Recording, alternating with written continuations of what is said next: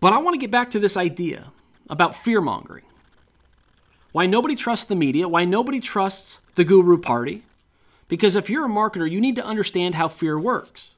But more important, by those who are in power or claim to be in power, you need to understand how they manipulate using fear. And so if you go back to the media, if you didn't follow along and all you looked at is the evening news, if all you looked at were the programs, you would think that Ebola was spreading like wildfire across the United States.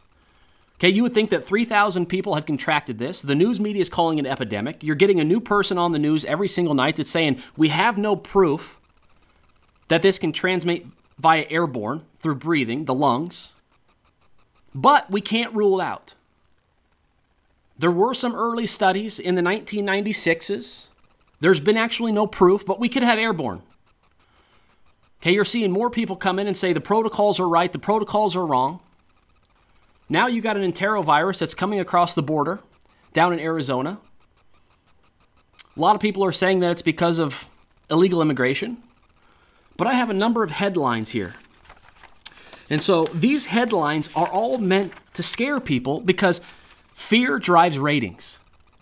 This is why people don't trust the news, though, is because they're not reporting the facts. They're not reporting the truth. The only thing they're really reporting is whatever can drive ratings, and fear sells. Okay, and so here are a couple of the headlines. Breitbart, fear of enterovirus, D68, growing as kids become paralyzed, die from illness. CDC develops faster new test for enterovirus, D68. Polio-like illness claims fifth life in U.S. Slate, a public health crisis at the border. Detained children must be screened more rigorously for communicable disease, says Dr. Siegel. Washington Post, Americans want flight restrictions from Ebola countries, and it's not even close. This is what he's saying. It's not even close to the damage of what's happening in the Arizona area with the enterovirus. Okay, so the news media comes out, and they want you to be fearful.